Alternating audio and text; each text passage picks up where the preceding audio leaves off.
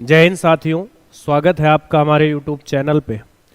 आज हम पढ़ने वाले हैं काव्य सौंदर्य के तत्व, जिसमें हम पढ़ेंगे रस, छंद और अलंकार। ये बहुत महत्वपूर्ण टॉपिक है आपके लिए। अगर आप क्लास 9th या 10th में हैं तब तो ये बहुविकल्पी क्वेश्चन 3 नंबर और एक ऐसा क्वेश्चन।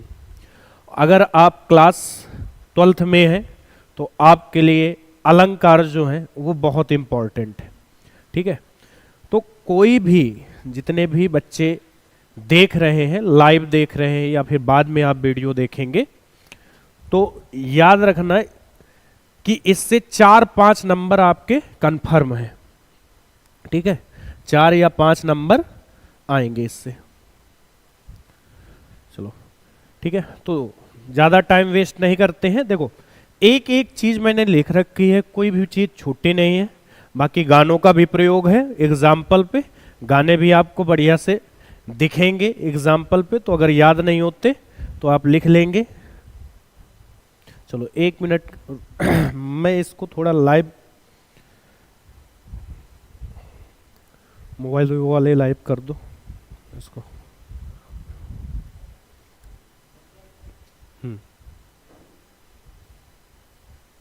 ये वाला बच्चा इस पे कर देना। ठीक है, चलिए, सबको लाइव हो गई होगी क्लास। सभी बच्चे एक दूसरे को जोड़ ले जल्दी से। सबके पास क्लास लाइव हो गई होगी, सभी बच्चे एक दूसरे को जल्दी से जोड़ ले। ठीक है, कोई भी रह ना जाए और अपने अपने स्टेटस पर लगा दे कि क्लास लाइव है, सभी बच्चे जुड़ जाएं जल्दी से। उसमें मत चलाओ, इसमें चलाओ। ठीक है, वॉइस देरी कर लेना। तो देखो, सबसे पहले हमें पढ़ना है रस। ओ भाई साहब, क्या पढ़ना है बच्चों? रस। चलिए शुरुआत करते हैं आज की क्लास को। ठीक है, उम्मीद है कि सभी ने सबके पास शेयर कर दिया होगा, सभी बच्चे लाइव हो गए होंगे। कमेंट आप करें या ना करें, मैं पढ़ने वाला नहीं हूं। ठीक है, इस वजह से, क्योंकि बहुत टाइम वेस्ट होगा। आप बस देखते रहें। ठीक है, एक एक बात को समझते रहें। साहित्य को पढ़ने या सुनने से जो आनंद की अनुभूति होती है उसे रस कहा जाता है। तो रस क्या है? किसी चीज को आपने पढ़ा या किसी से सुना, उससे जो आपको आनंद आया, वही क्या है? रस।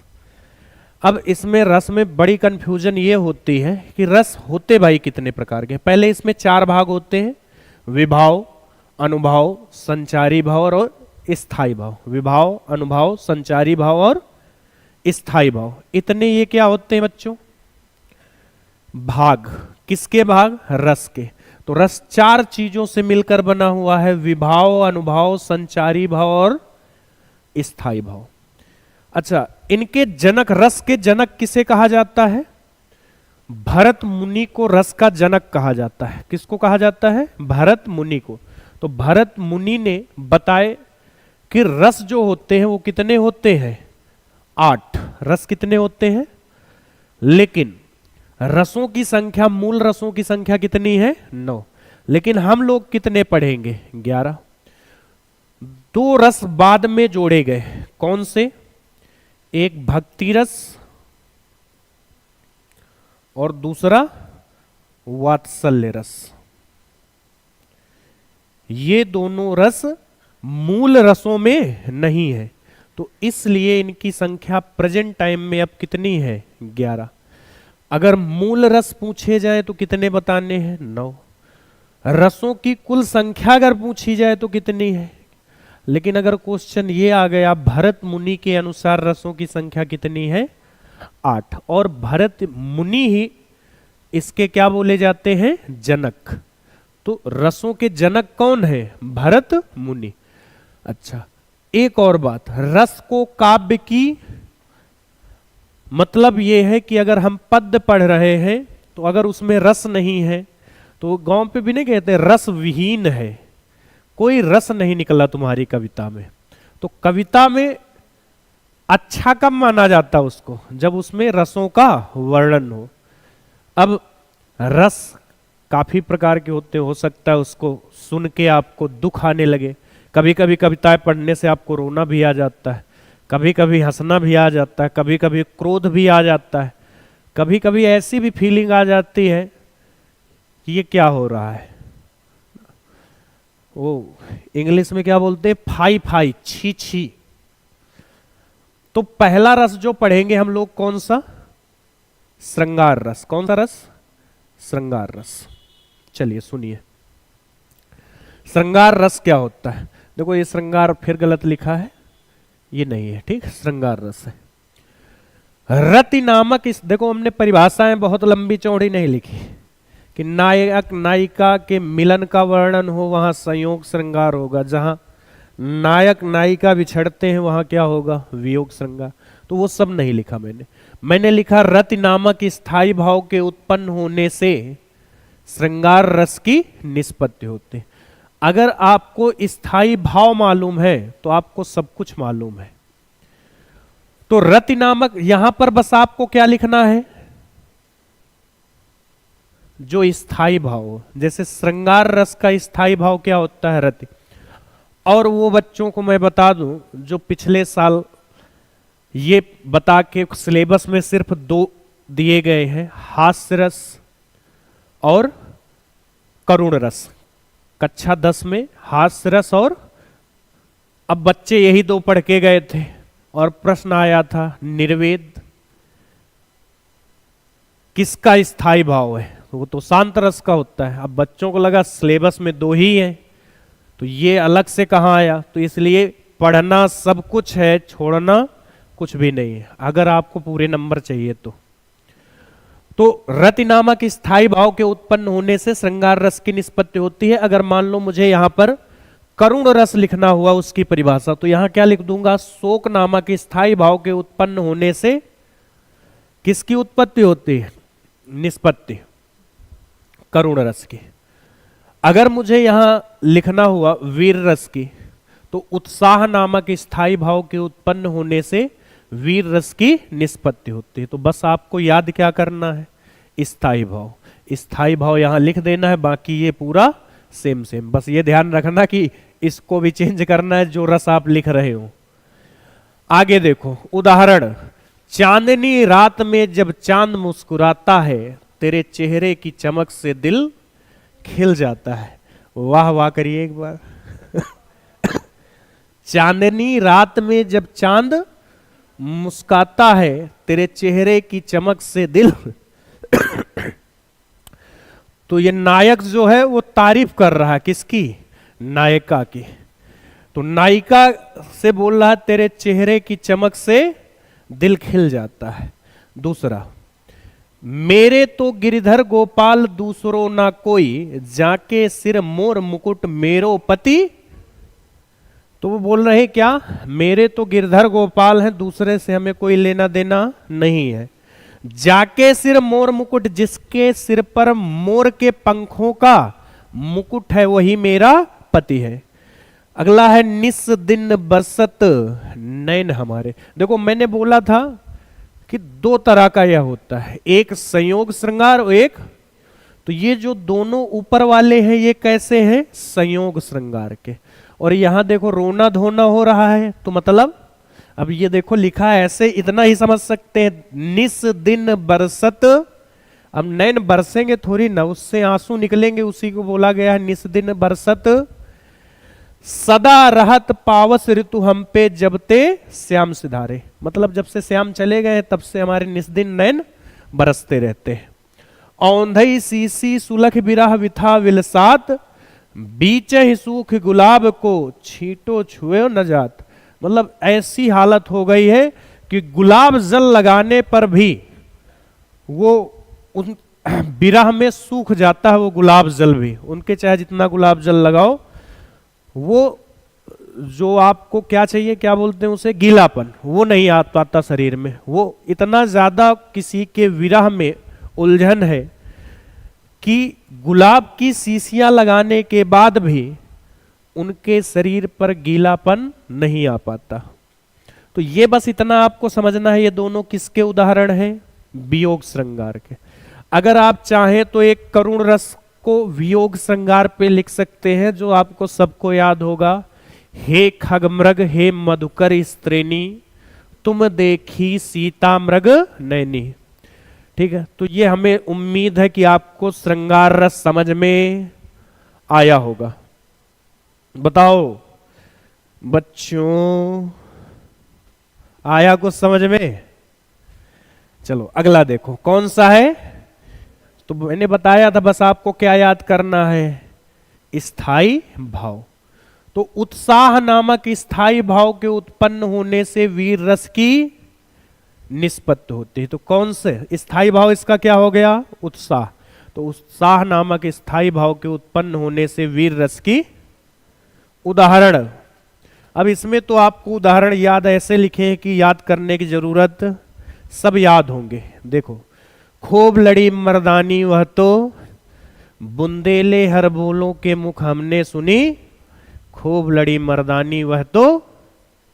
दूसरा एग्जाम्पल ये भी याद होगा, वीर तुम धीर तुम, सामने पहाड़ हो सिंह की दहाड़ हो। दूसरा, ये कौन सा रस है? हास्य रस। तो इसमें होता है बच्चों ह्रास, ये ऐसे ह्रास। ह्रास नामक स्थाई भाव के उत्पन्न होने से हास्य रस की निष्पत्ति होती है। ह्रास नामक स्थाई भाव के उत्पन्न होने से हास्य रस की निष्पत्ति, मतलब जब कुछ पढ़ने के बाद आपको क्या आ जाए? हंसी, तो वहां पर हास्य रस होगा। देखो अब ऐसे एग्जाम्पल आपको हमारे अलावा कहीं नहीं मिलेंगे। देखो कितना अच्छा है। कर्जा देता मित्र को वह मूर्ख कहलाए। अगर आप अपने मित्र को कर्जा दे रहे हैं तो आपके जितना मूर्ख कोई नहीं है। और महामूर्ख हुआ वह यार है जो पैसे लौटाए। और अगर आपके मित्र ने आपके पैसे लौटा दिए तो वो महामूर्ख है। फिर तो कैसे यार? कर्जा देता मित्र को वह मूर्ख कहलाए, महामूर्ख हुआ वह यार है जो पैसे लौटाए। ऐसी बानी पल में झगड़ा ओसे तुम, देखो इसको लिखा भी मैंने उसी लैंग्वेज में है। ओसे तुम कबहू न बोलो जो तुमसे तगड़ा। तो ऐसी बानी बोलिए पल में झगड़ा होए, ओसे तुम कबहू न बोलो जो तुमसे तगड़ा। आई मजा? हाँ, तो इसीलिए इसे बोलते हैं कौन सा रस है? हास्य रस। अब देखो तीसरा, ये थोड़ा उसका बुक का एग्जाम्पल है। हंसी हंसी भाज देखी दूल्हा दिगंबर को, पहुन जे आवे हिमाचल के उछाह में। तो ये थोड़ा ठीक एग्जाम्पल है जिसे आप लिख के आ सकते हैं ना। लिख आप सब कुछ सकते हैं, इसमें ऐसा कोई एग्जाम्पल नहीं जिसको आप लिख नहीं सकते। ठीक है, और बहुत सारे जे है। एक और कौन सा था? बिलोकी भूली जे दिस नारद बैठी ते दिस फूली, ऐसे करके कोई एग्जाम्पल था, मुझे ढंग से याद नहीं है, याद आ जाएगा उसको दिखाओ। तो ऐसे। और एक वो तो क्या, खरबूजे गाल, कैसा था वो बताओ?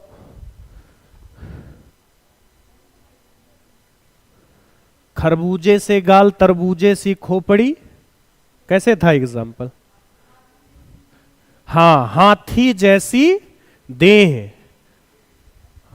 गैड़े जैसी चाल। हाथी जैसी देह गैड़े जैसी, खरबूजे सी खोपड़ी तरबूजे से।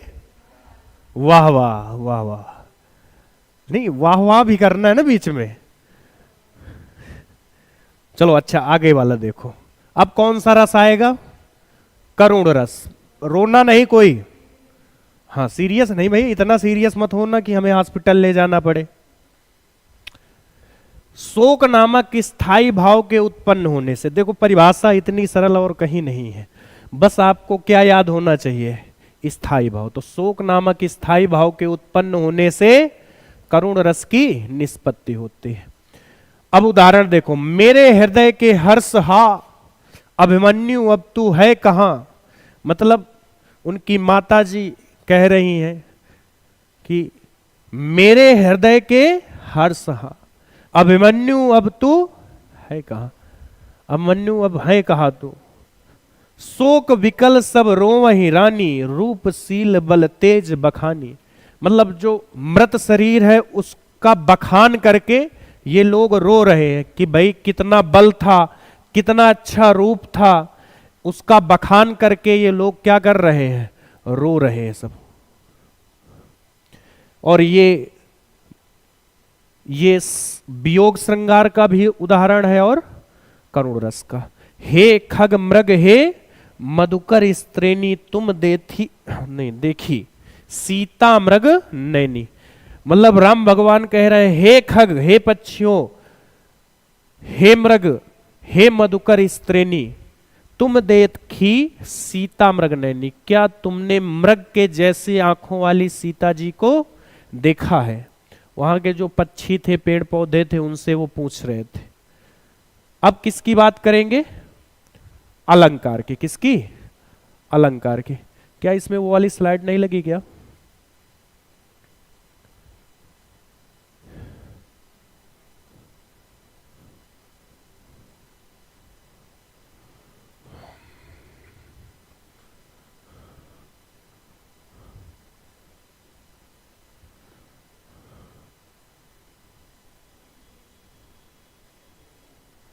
एक स्लाइड रह गई थी,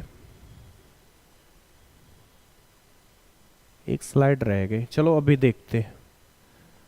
चलो मैं लास्ट पे लगा दूंगा इसको, जहां पर हमें जितने भी अलंकार हैं, जितने भी रस हैं, उनके स्थाई भाव लिखे हुए हैं। ठीक है, वो स्लाइड रह गई तो मैं लास्ट में लगा दूंगा। ठीक है, चलो देखो ये क्या है, अलंकार।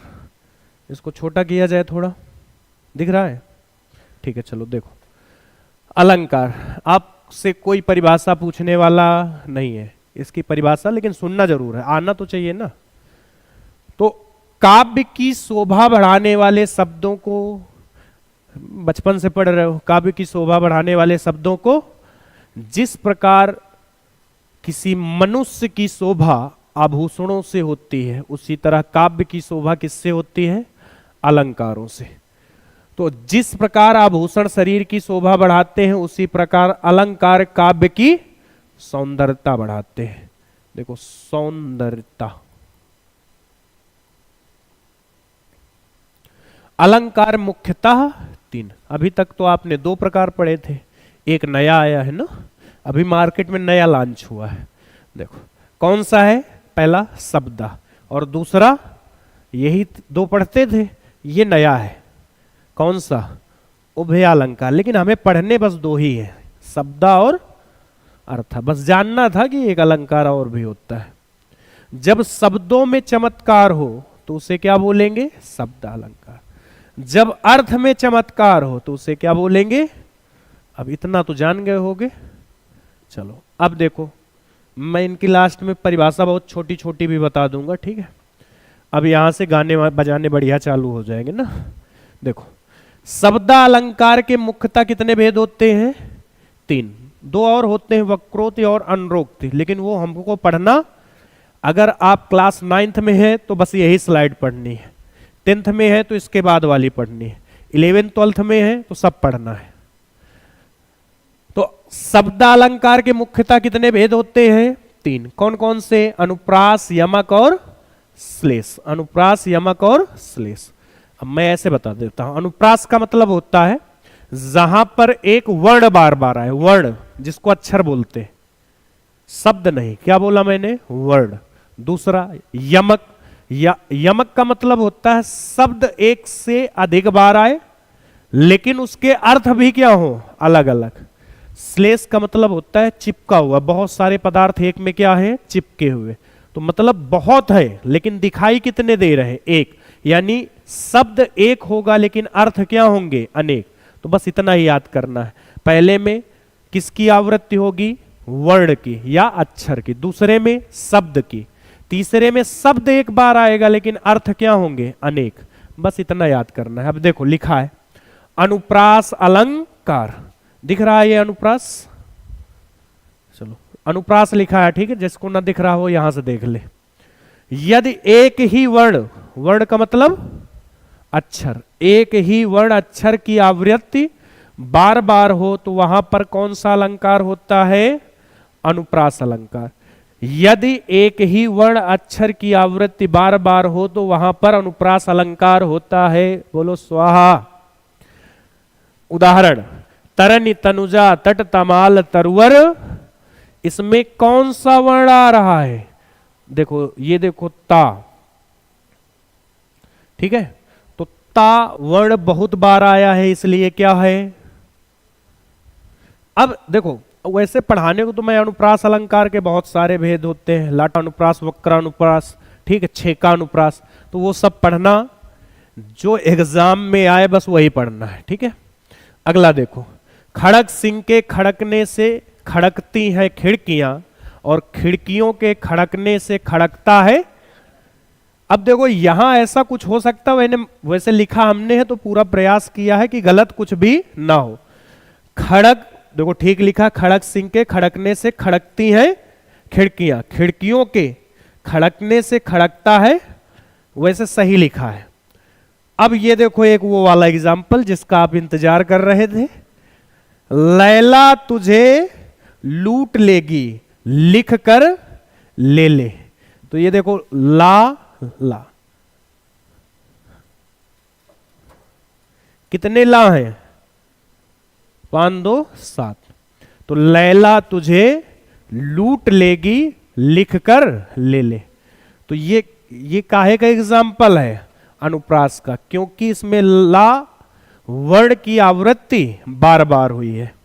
चलिए, तो अनुप्रास अलंकार अब इतने अच्छे एग्जाम्पल मिले तो समझ ही गए होंगे ना। दूसरा कौन सा अलंकार है? यमक अलंकार। देखो, जहां पर एक शब्द, जहां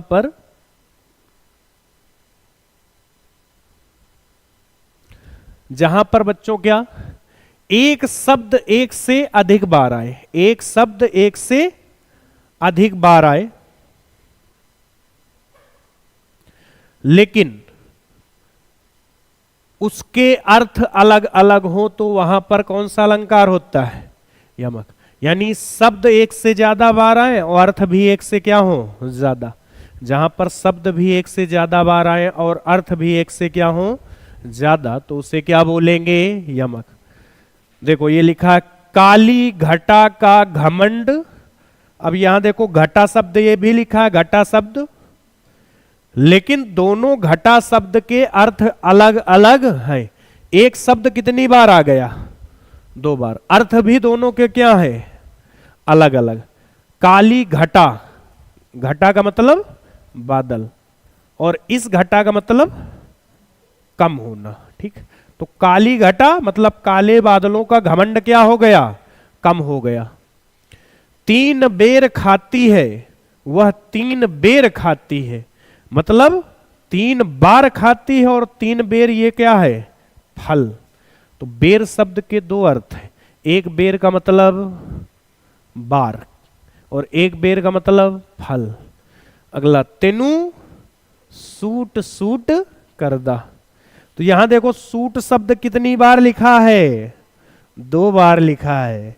तो गाने लिखकर आएंगे आपको कोई भी नंबर नहीं काट सकता, ठीक है, थोड़ा वो भी इंप्रेस होगा। तेनू सूट सूट करदा, देखो यहां सूट शब्द कितनी बार है? 2, लेकिन दोनों के अर्थ क्या है? अलग। एक ये सूट का मतलब है कि जो तुमने पहन रखा है सूट, वो वाला, और ये सूट का मतलब वो नहीं ऐसे करके बोलते हैं बहुत अच्छा लागत है ना, तो सूट कर रहा है आपके ऊपर। तो एक सूट का मतलब क्या हो गया? एक पहनावा, ठीक, एक अच्छा लग रहा सूट ना। तो ये सूट शब्द 2 बार आए हैं, लेकिन दोनों के अर्थ क्या है? अलग अलग। नहीं, ये तो एक ही एग्जाम्पल है, वैसे अगर लिखवाना चाहे तो हम सभी एग्जाम्पल इसी के लिखवा देंगे। फिर ऐसा हो सकता है एग्जाम्पल ये वाला आ जाए और तुम्हें पता ही ना चले। चलो अब मोहब्बत होगी, इनको छोटा करें क्या?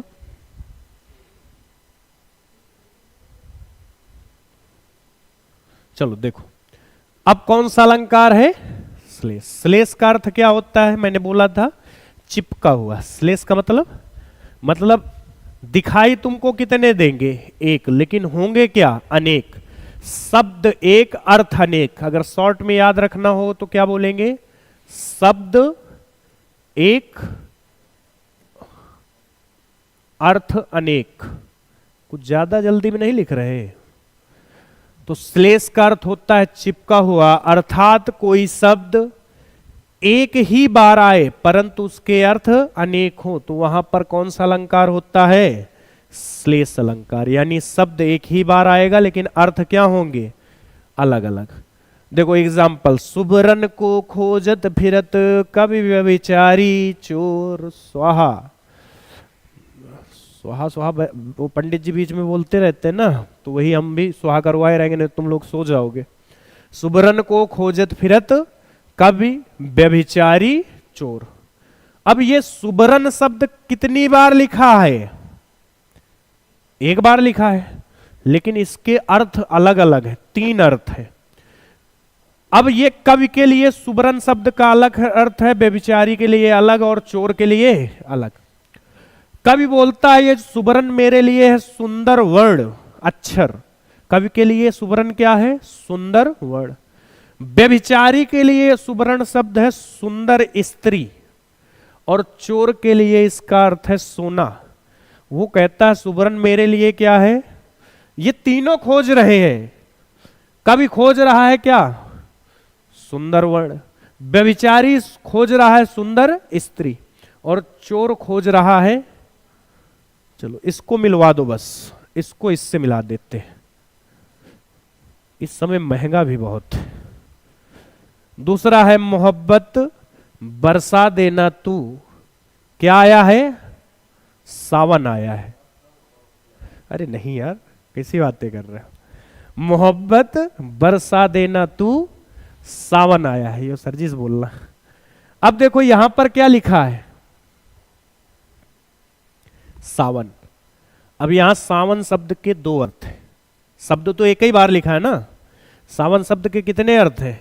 दो। पहला, एक सावन का अर्थ है सजना से। क्या? इसमें एक और एग्जाम्पल सुना ना, सजना है मुझे सजना के लिए।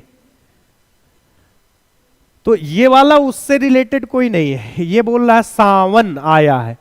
तो एक सावन महीना हो गया, और एक सावन क्यों सजना है इसे?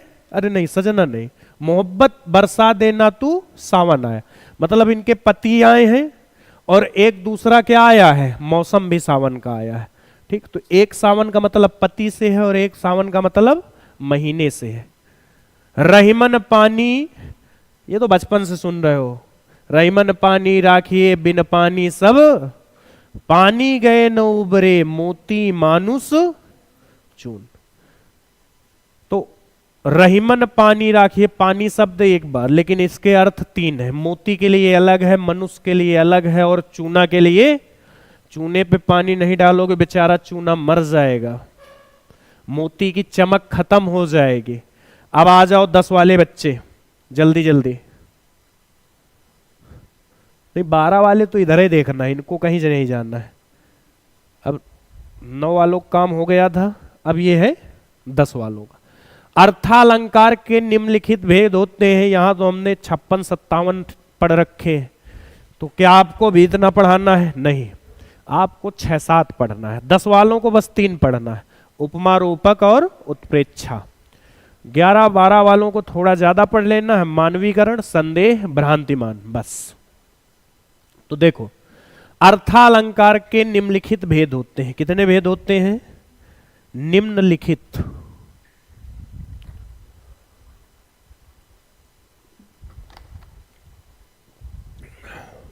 चलो देखो कितने होते हैं। वो इसीलिए नहीं लिखा है कि निम्नलिखित होते हैं, क्योंकि जितना आपको पढ़ना है बस उतने ही लिखवाए। जहां उपमेय की उपमान से गुणधर्म के आधार पर समानता प्रकट की जाए, या यहां ये बोल सकते हैं क्या की जाए? तुलना। क्या की जाए? तुलना। अब दो चीज मन में आए, सर ये उपमेय और उपमान क्या है?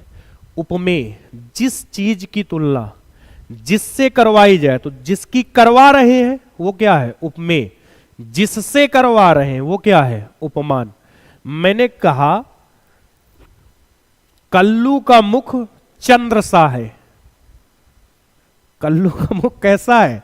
चंद्र सा। तो कल्लू क्या है? उपमेय। और चंद्रमा क्या है? उपमान। कल्लू की तुलना किससे करवाई गई है? चंद्र से। अरे तो भाई कल्लू की तुलना नहीं हो सकती क्या?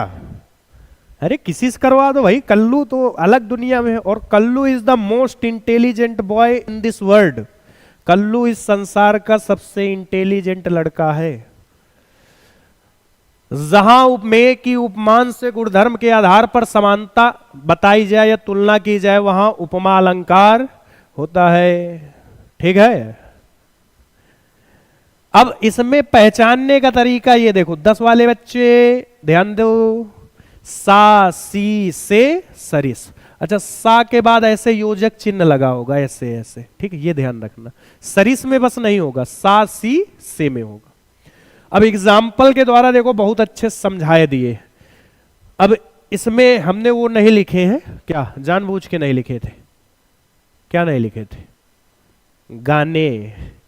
पीपल पात, पीपल के पत्ते कैसे, जैसे पीपल के पत्ते डोलते हैं वैसे हमारा क्या डोलता है? मन। तो मन, पीपल के पत्ते कभी रुकते ही नहीं, हमारा मन भी कभी रुकता, इधर उधर घूमता रहता। थोड़ी देर बाद, अभी तुम लोग यहाँ बैठे हो, थोड़ी देर बाद मन घर पे आ गए, मम्मी पता नहीं क्या बनाए होंगे, हमें जाएंगे, घर मिलेगा नहीं मिलेगा ना। तो मन कभी भी कहीं पर भी पहुंच सकता है। पीपल के पत्ते हमेशा डोलते रहते हैं वैसे। तो पीपल के पत्तों की तुलना किससे करवाई गई है? मन से। यही कहीं पर बिखर गई वह भग्न विजय। ये देखो सी लिखा है, यहां देखो क्या लिखा था? आहुति सी गिर पड़ी चिता पर, उठी ज्वाला सी। तो सा सी से। अब ये देखो ऐसे मत ढूंढने लगना, इसमें कोई है क्या जहां पर? अब ये सा लिखा है, कहो यही ढूंढ लो, तो उसमें योजक चिन्ह लगा होगा। वह सरल विरल काली रेखा तम के धागे जो हिल डुल रही। ठीक। तो यहां पर सब जगह देखो, ये बस याद रखना, सा सी से सरिस होता है भाई। सारिस कैसे लिख गया ये? तो क्या होना चाहिए? सरिस।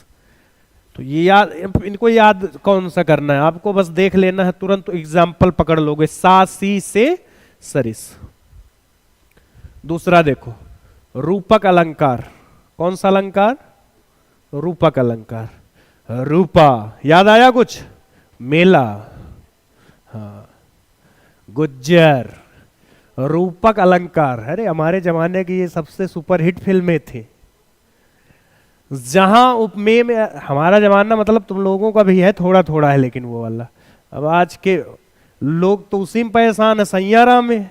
उसको पहला इतना ज्यादा वो बना दिया गया था कि जो 4 लड़के पहले से बैठा दिए जाते थे थिएटर में कि रोना गाने लगे, उसका इतना हाइप बना दिया गया कि अपने आप लोग देखने जाने लगे जानबूझ के कि ये रो गा क्यों रहे हैं, जबकि ये सिर्फ मूवी को बढ़ावा देने के लिए किया गया था। चलो हम प्रमोशन नहीं कर रहे हैं किसी मूवी का। जहां उपमेय में उपमान का भेद रहित आरोप। अब ये भी तो जानो भेद रहित आरोप का मतलब क्या होता है? जहां पर दो चीजों में अलग अलग ना किया जा सके, मतलब उनको भेद ना किया जा सके कि ये अलग है ये अलग है। भेद रहित आरोप का मतलब दो चीजें अलग अलग आपको ना समझ में आए, जबकि वो रहे दो चीज। देखो एग्जाम्पल से समझो। जहां उपमेय में उपमान, अब ये उपमेय उपमान बताने की कोई जरूरत नहीं, इतनी बार बता चुके। लिखा है चरण कमल बंदो। अब भगवान के चरण पे कमल चढ़े हुए हैं। क्या चढ़े हुए हैं? अब कोई उनकी पूजा कर रहा है, अब उसे पता ही नहीं चल रहा मैं चरण की पूजा कर रहा हूं कि, क्योंकि चरण ही कमल है और कमल ही, अब उसमें कमल चढ़े हुए हैं चरणों पे, तो अब उसे भाई पता ही नहीं चल रहा मैं कमल की पूजा कर रहा हूं कि चरण की। तो यही है, चरण और कमल में कोई अंतर नहीं है। पायो जी मैंने राम रतन धन पायो, इसकी कोई ट्रिक नहीं है। जहां पर अभी मैं जब ये उत्प्रेक्षा वाला पढ़ा दूंगा वहां पर बता दूंगा, उसमें चाहिए जनु जानो मनु मानो जानहु मानहु, ये शब्द। अगर वो शब्द नहीं है और सासी से सरिस भी नहीं है तो फिर वो कौन सा अलंकार है? बस यह रेशमी जुल्फें, ये सरवती आंखें, इन्हें देखकर जी रहे हैं सभी। ये नहीं लिखा है क्या? अच्छा, इतना ही लिखा है, ये रेशमी जुल्फे, ये सरबती आंखें। तो इसमें भी कोई भेद नहीं है, इन्हें देखकर सब जी रहे हैं। उत्प्रेक्षा अलंकार क्या है इसमें? जहां उपमेय में उपमान की संभावना प्रकट की जाए वहां क्या होता है? उत्प्रेक्षा अलंकार। तो देखो, एक में हमने क्या सीखा? तुलना की जाए। चलो मैं इधर शॉर्ट फॉर्म में लिख देता हूं। पहला हमने जाना क्या की जाए? तुलना। दूसरे में क्या हो? भेद रहित आरोप हो, मतलब अलग अलग ना किया जा सके। तीसरे में क्या बताया गया? संभावना। ठीक है, अब थोड़े से एग्जाम्पल मैं अलग से लिखता हूं। मुख चंद्र सा है, मुख चंद्र सा है, मुख चंद्र है, मुख चंद्र है, मानो मुख चंद्र है। देखो, यहां मुख चंद्र सा है, तो मुख की तुलना किससे करवाई गई? चंद्र से। मतलब मुख को किस तरह बताया गया? चंद्रमा की तरह। तो ये कौन सा अलंकार है? उपमा। दूसरा, मुख चंद्र है, मतलब मुख को चंद्रमा के समान बता दिया गया, तुलना नहीं करवाई जा रही। कह रहे हैं कि मुख ही चंद्र है, मतलब मुख को ही क्या बना दिया गया? चंद्र। तो मुख और चंद्र में कोई भेद नहीं है, मुख ही चंद्र है, चंद्र ही, तो इसमें कोई भेद नहीं है, इसलिए क्या है? रूपक अलंकार। मानो मुख चंद्र सा है, मानना है, इसमें संभावना है, मानो मुख चंद्र सा, ऐसा हो सकता है, तो ये संभावना है। मानो मुख चंद्र सा है, तो ये संभावना है, तो मतलब क्या है? उत्प्रेक्षा। अब ये बात समझ में गए होंगे। अब इधर देखो बढ़िया से एग्जाम्पल। सोहत ओढ़े पीट पट श्याम सलोने गात, मानहु नीलमणि शैल पर आतप प्रभो प्रभात। अब देखो, इधर देखो बोर्ड की तरफ। मैंने बोला जनु, जानो, मनु, मानो। ये क्या लिख गए भाई? मानहु, जानहु। अगर ऐसे शब्द आते हैं तो कौन सा अलंकार है? और अगर सा सी से सरिस मिल जाते हैं, उपमा। और अगर इनमें से दोनों में से नहीं मिलते हैं, रूपक।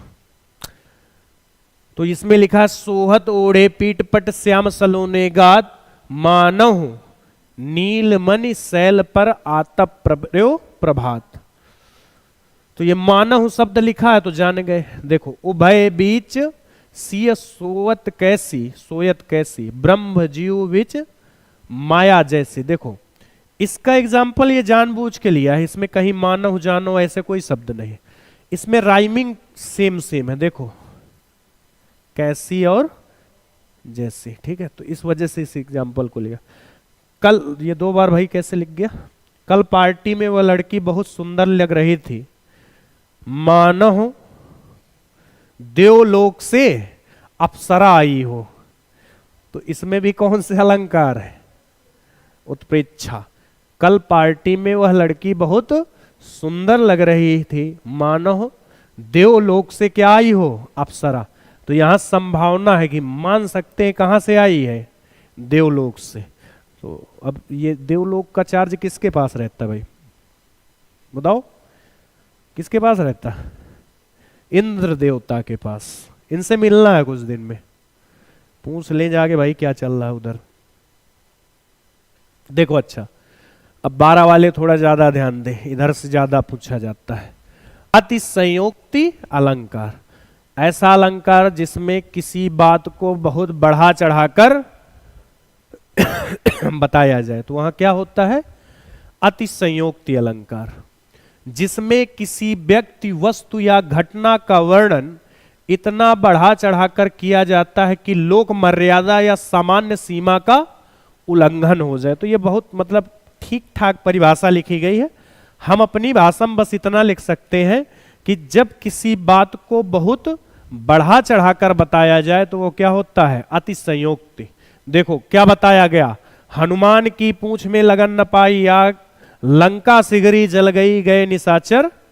मतलब हनुमान जी के पूंछ में आग भी नहीं लगी, लंका भी जल गई, निशाचर मतलब राक्षस भी भाग गए। तो ऐसा संभव है क्या? अगर आग लगाओगे तब तो लंका जलाओगे, तो बिना आग लगे ही लंका पूरी जल गई और निशाचर भी पूरे भाग गए। तो ये तो भाई बहुत बढ़ा चढ़ाकर बात बता दी गई। हनुमान के पूंछ में लगन न पाई आग, लंका सिगरी जल गई गए निशाचर भाग। वाह, तूने काजल लगाया दिन में रात हो गई। तो क्या कोई काजल लगाने से दिन में रात हो सकती है? तो ये तो भाई ज्यादा बता दिया गया। ये किस, बताओ पिक्चर कौन सी है? सभी बच्चे कमेंट करके बताएं ये किस पिक्चर का गाना है। जो कोई बताएगा उसे 10 रुपए मिलेंगे तुरंत। मेरा गांव, चलो अच्छा तुम्हारे 10 नंबर नहीं, 10 रुपए पक्के, ठीक है। अब किसी के नहीं माने जाएंगे, जो कोई बताएगा उसे एक लड्डू जरूर दिया जाएगा। तूने काजल लगाया दिन में रात हो गई। चलो अच्छा भाई, इनसे मिलो भाई। अगर मान लो दिन में रात आपको करनी हो तो इनसे काजल लगवा लेना, दिन में रात हो जाएगी। अगला एग्जाम्पल, कौन सा अलंकार है बच्चों? संदेह। मुझे तुम पर संदेह है, कहीं तुम चोर तो नहीं हो। तो संदेह अलंकार जिसमें किसी वस्तु के रूप, रंग या गुण की समानता के कारण यह तय नहीं हो पाता कि वह वस्तु उपमेय है या उपमान है, बल्कि यह संशय अंत तक बना रहता। मतलब उपमेय और उपमान में यहां पर भी कोई भेद नहीं होता। अब ये देखो लिखा, साड़ी बीच नारी है कि नारी बीच साड़ी है, कि साड़ी की ही नारी है कि नारी की ही। अब इसमें ये पता है होना चाहिए, अब इसमें ये पता जा रहा है, वो पूछ रहा है कि साड़ी के बीच में नारी रहती है कि नारी के बीच में साड़ी रहती है। अब ये फिर ये बताया गया नारी की साड़ी है कि साड़ी की नारी है। तो ये मतलब क्या है, संदेह है कि भाई हमें यह नहीं पता चल रहा साड़ी बीच नारी है कि नारी बीच साड़ी है। वो दुर्योधन भाई साहब से पूछना चाहिए कि उन्हें कौन खींच रहा था, दुशासन, हाँ उससे पूछना चाहिए था कि भाई पता चला क्या कुछ ना। खतरनाक आदमी था वो। अगला कौन सा है? संदेह का छोटा भाई, छोटा नहीं इसको बड़ा भाई, भ्रांतिमान अलंकार। क्या है? भ्रांतिमान। वह अलंकार जिसमें उपमेय में उपमान का भ्रम हो जाता है। मतलब किसी चीज का क्या हो जाए, भ्रम, तो उसे क्या बोलेंगे? भ्रांतिमान। मैं एक एग्जाम्पल को हिंदी में एक्सप्लेन करता हूं, आराम से सुनना। एक हाथी गया गन्ने के खेत में। अब गन्ने के खेत में गया तो उसे, अब गन्ने पहले के, अब तो देखो लाल वाले गन्ने भी आ गए, दूसरे दूसरे तरह के। पहले गन्ने कैसे होते थे? काले। अब उधर एक घूम रहा था कालिया सांप। अब उसे लगा ये बढ़िया मेरा भोजन है, क्या? गन्ना। और जब उसने उसको खाने को किया, किसको? उसको, मतलब सांप को।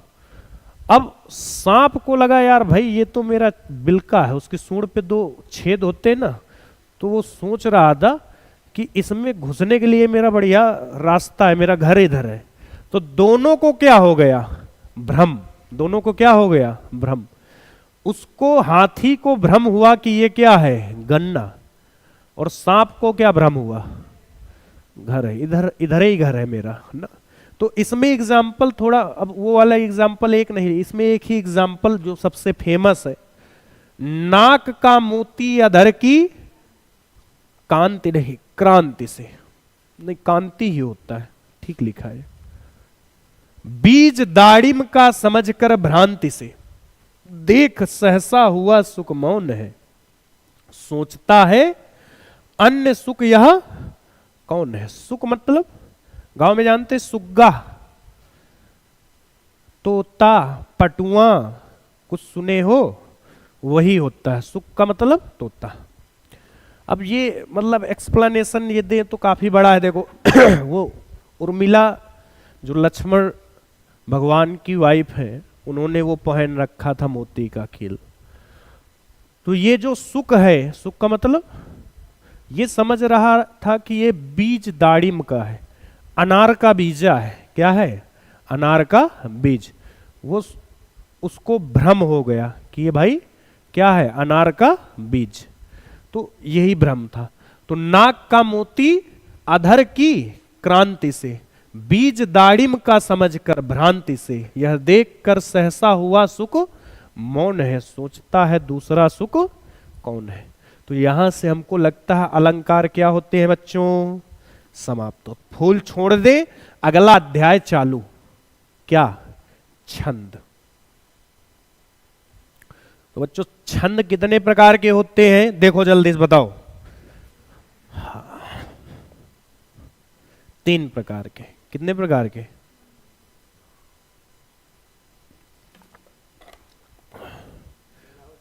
नहीं, वार्णिक, मात्रिक और मुक्तक। कौन कौन से? वार्णिक छंद होता है, दूसरा मात्रिक होता है, तीसरा मुक्तक। वार्णिक, मात्रिक और मुक्तक 3 छंद होते हैं। ठीक है, याद हो जाएंगे। वार्णिक, मात्रिक और, हमें बस इसकी जरूरत है। किसकी?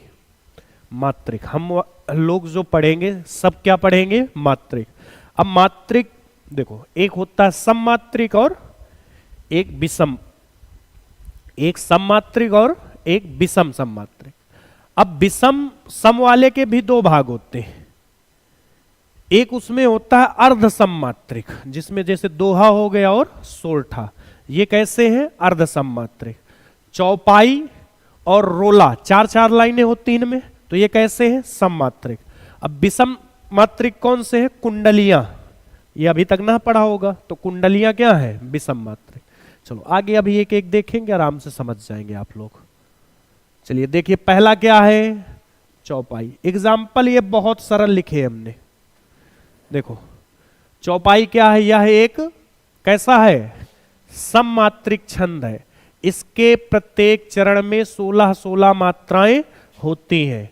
इसमें 4 चरण होते हैं। इसमें 4 चरण होते हैं। 4 लाइन तो लिख देते यार, है 4 लाइन। उदाहरण है जय हनुमान ज्ञान गुण सागर, जय कपीस तिहु लोक उजागर, रामदूत तुलित बलधामा, अंजनी पुत्र महावीर विक्रम अजरंगी, कुमत निवार सुमत के संगी, कंचन वरन विराजे सुवेशा, कानन कुंडल कुंचित, हाथ ब्रज और ध्वजा विराजे, कांधे मूज। बस इतना ही सुनाना था ना। चलो अच्छा, अब देखो इधर देखो, ये बड़ा ऊ, देखो छोटी पहले मात्रा है, सुन लो। छोटा आ, छोटी ई और छोटा ऊ, इनके लिए 1 मात्राएं। कितनी मात्राएं? बाकी सबके लिए 2। तो इनके लिए बस 1 मात्रा का यूज करेंगे। देखो अब इसमें कोई मात्रा नहीं है, तो ये वाली मात्रा तो है ना, इसमें ये वाली है, तो 1 1, यहां 1, यहां छोटा ऊ 1, यहां बड़ा आ है, तो कितनी होंगी? 2 को ऐसे लिखा जाता है। यहां पर 1, ये ज्ञानी बाबा है 2, ये 1, ये छोटा ऊ है 1, ये छोटा आ है, ये बड़ा आ है 2, यहां 1, यहां 1। अब गिनो 1 2 3 4 4 2 6 1 7 7 2 9 1 10 11 12 12 2 14 15 16। तो कितनी मात्राएं हो गई? 16। तो प्रत्येक चरण में 16 मात्राएं। इनको आप लोग अभी गिन लेंगे आराम से। ठीक है, हमने तो शाम तक गिनवाते रहेंगे। चलो यहां एक बार देख लो, 2 3 3 छोटा ऊ है कि बड़ा ऊ है? बड़ा ऊ है, तो 2 1 1 छोटा ऊ 1, छोटी 1 1 1 1, बड़ा है तो कितनी होंगी? 2। यहां भी बड़ा है तो 2 2 1 3 3 2 5 1 6 7 8 9 10 11 12 13 14 15 16। तो कितनी मात्राएं हैं? 16। आप सबको गिनेंगे, कितनी कितनी मात्राएं आएंगी? 16। सबसे अच्छा तरीका यही है, जब किसी को पहचानना हो कि यह रोला है कि सोरठा है कि दोहा है, चौपाई है, कुंडलियां हैं, बरवे हैं, तो सबसे अच्छा तरीका है आप क्या गिन लें? हाँ, मात्राएं गिनने भी आना चाहिए, तो इसीलिए ये बता दी है गिननी कैसे है। दोहा का देखो कितना अच्छा उदाहरण, ये याद भी है सबको। यह एक अर्ध सममात्रिक है। कैसा है? अर्ध सममात्रिक छंद है। इसमें 4 चरण होते हैं, पहले और तीसरे। कौन से? पहले और तीसरे। ये कौन सी संख्याएं हैं? विषम। इन पहले और तीसरे में 13 13 और दूसरे तथा चौथे चरण में कितनी? 11 11। पहले और तीसरे में 13 13। ऐसे दिमाग में बैठा लो। देखो पहला तीसरा, पहला और तीसरा मिला के कितना होता है? 13। 1 और 3, तो बस वही लिख देना है। पहले तीसरे में 13 13 और दूसरे चौथे में 11 11 मात्राएं होती हैं। उदाहरण, रहीमन पानी बिन पानी सब सून, पानी गए न उबरे मोती मानुष चून। यमक अलंकार में पढ़ा था। यमक अलंकार का उदाहरण नहीं है क्या? सही है। अरे श्लेष अलंकार का है भाई, कैसी बातें करने लगते हो। वो कनक कनक ते सौगुनी मादकता, जगया खाए बौराए जगवा पाए बौराए, वो ये था। ठीक है, तो ये किसका उदाहरण है? श्लेष अलंकार का। और किसका उदाहरण है? अब एक और बात बताते हैं, ये एक चीज का और उदाहरण है। अगर इस लाइन को पहले लिख दे, बिन पानी सब सून और रहीमन पानी मोती मानुष चून, पानी गए न उबरे। अगर मैं लाइनों को अदल बदल दूं तो ये उदाहरण किसका बन जाएगा? दोहा का उल्टा सोरठा। तो ये किसका उदाहरण हो गया? सोरठा। इस उदाहरण को याद करने से आपके 3 काम हो सकते। क्या क्या? श्लेष अलंकार, दोहा और सोरठा। चलिए अगला देखिए, सोरठा। सॉरी, यह दोहे का उल्टा होता है। यह दोहे का क्या होता है बच्चों? यह भी कैसा है? यानी इसके पहले और तीसरे चरण में कितनी कितनी मात्राएं, और दूसरे और चौथे चरण में 13 13 मात्राएं होती हैं। ठीक है, पहले और तीसरे में 11 11, उसका उल्टा हो गया। उसमें पहले और तीसरे में कितनी होती थी? 13 13, इसमें 11 11 हो जाएंगे। अब इसको याद कर लो। भरत चरित करि नेम, 1 2 3 4 5 6 7 8 9 10 11। अरे भाई ये मात्राएं कोई भी हो, ए ऐ ओ औ, सब में कितने होंगे? 2। तो ये 11 हो गई। तो ये कौन सा चरण है? पहला। अब दूसरे में देखो, 1 छोटा ऊ छोटा आ बड़ी ई औ, बड़ा आ छोटा छोटा छोटा ऊ छोटा आ छोटी ई। बस बस बस बस भाई, यहीं से है ना। गिनो, 1 2 2 4 4 2 6 6 2 8 8 2 10 11 12 13। तो ये दूसरे चरण में कितनी हो गई? 13। अब यहां से यहां तक 11, फिर यहां से यहां तक 13। ये गलत लगा है यहां पर कॉमा। चलिए आगे देखिए, रोला। ये पहली बात तो कैसा छंद है? ये अर्ध सममात्रिक नहीं है। ये कैसा है? सममात्रिक छंद है। इसमें कुछ फिक्स नहीं है कहां 11 होंगी कहां, लेकिन होंगी 11 13 ही, लेकिन किस लाइन पे होंगी ये पता नहीं है। तो देखो, यह एक सममात्रिक छंद है जिसमें प्रत्येक चरण में कितनी मात्राएं होती हैं? 11 तथा 13 मात्राओं पर यति होती है। मतलब क्या है? 11 13 मात्राएं होंगी, लेकिन फिक्स नहीं है पहले में होंगी, दूसरे में की, तीसरे में की, चौथे में, ऐसा फिक्स नहीं है।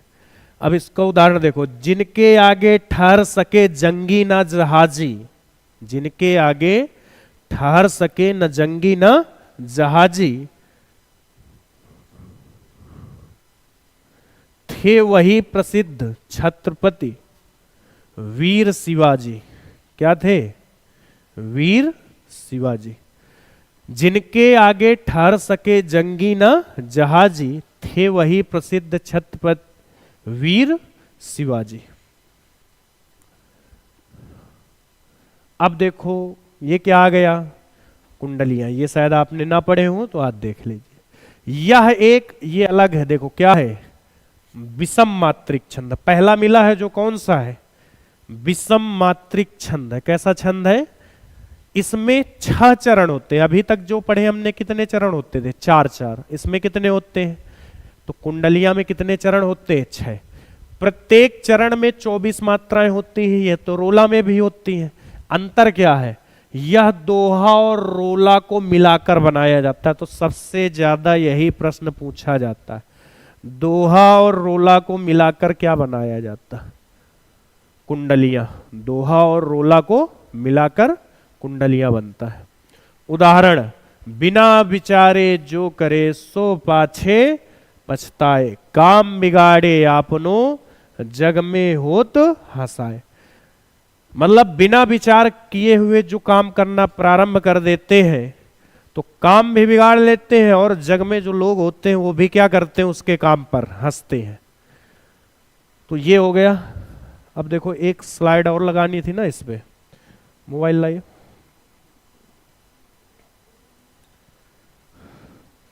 इसके बाद है क्या? चलो इसके बाद देखते हैं।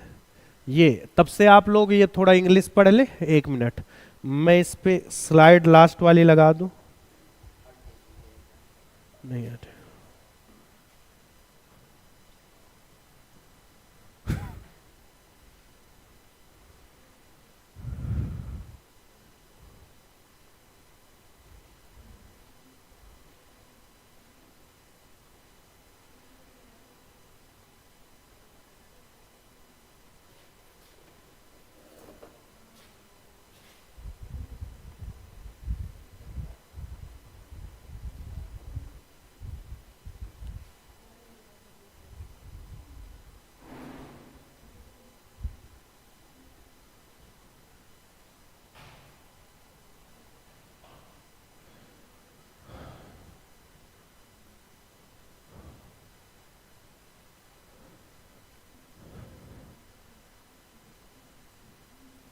तो जिसका था इंतजार वो घड़ी आ गई। वाह वाह कर दिया करो भाई। हिंदी के कितने स्वर? 11। पहला, ये देखो, ये चैट जीपीटी का कमाल है बच्चों, हमने नहीं टाइप की है। ये चैट जीपीटी है, वो कैसे लिखती है? क्या होता है, लिखती नहीं, लिखता है ऐप है चैट जीपीटी, पता नहीं देखो कैसे लिख रखा है। ये कौन सा रस है? श्रृंगार। इसका स्थायी भाव रति। नायक नायिका के प्रेम के चित्रण द्वारा, तो भाई विरह भी हो सकता है प्रेम की जगह, तो उसको क्या बोलते हैं? वियोग श्रृंगार। मिलन हो तो संयोग श्रृंगार। दूसरा क्या है? ये हर्ष आनंद की बात करता है, और इसका स्थायी भाव ह्रास होता है। क्या होता है? ह्रास। हास परिहास, वाणी या आचरण की विडंबना। इसको मत पढ़ो भाई, ये पता नहीं क्या लिख रखा है इसने। करुण रस का स्थायी भाव शोक। रौद्र का क्रोध। वीर का भयानक का। विभत्स का जुगुप्सा होता है। जुगुप्सा इधर मैं लिख देता हूं, क्या होता है? जुगुप्सा। ठीक है, ये अच्छे से लिख लेंगे सभी बच्चे। विभत्स का जुगुप्सा। अद्भुत का विस्मय होता है। देखो इसने विस्मय कैसे लिख रखा है, बड़ा बदतमीज हो गया है ये। ठीक है। वात्सल्य का स्नेह। भक्ति का भक्ति। अब ये नीचे है भक्ति रस, इसको थोड़ा ऊपर कर देंगे बाद में। ठीक है। शांत रस का क्या होता है? निर्वेद। ठीक है, ये इसने कुछ और ही लिख रखा है, निर्वेद होता है। क्या होता है? निर्वेद। शांत रस का निर्वेद। अब याद रहेगा। वात्सल्य। भक्ति रस का इसने क्या लिख रखा है? श्रद्धा। और वात्सल्य का स्नेह। तो ये दोनों रस लास्ट में आए थे, वात्सल्य और भक्ति। अगर ये पूछा जाए कि बताओ वात्सल्य रस का सबसे ज्यादा प्रयोग किसने किया था, क्या आप बता सकते हैं? 50 रुपए का क्वेश्चन है ये। हीरा नहीं। वात्सल्य यानी बाल लीलाओं का वर्णन सूरदास ने। किसने किया था? सूरदास। कृष्ण की बाल लीलाओं का सबसे ज्यादा वर्णन सूरदास। यानी वात्सल्य रस का सम्राट अगर बोला जाए तो किसे बोलेंगे? सूरदास को। ठीक है। और भक्ति का बोले तो ये बोल सकते हैं भक्ति रस सबसे ज्यादा भक्ति किसने दिखाई? मीराबाई ने। याद रहेगा बच्चों? तो आज की क्लास को यहीं पर क्या करते हैं? समाप्त। एक क्वेश्चन आपके लिए छोड़े जाते हैं और वो क्वेश्चन ये है कि इसमें जो एक रस दिया गया है, क्या कौन सा था, कहां चला गया? वीर रस। ठीक है, तो ये वीर रस जो है इसका वर्णन किस काव्य में सबसे ज्यादा हुआ है और किस कवि ने किया था? ये पहला क्वेश्चन है आपका। दूसरा एक और क्वेश्चन है कि भरत मुनि के अनुसार रसों की संख्या कितनी है? ठीक है, तो ये दोनों क्वेश्चन आपके लिए हैं, आप इनका आंसर दें।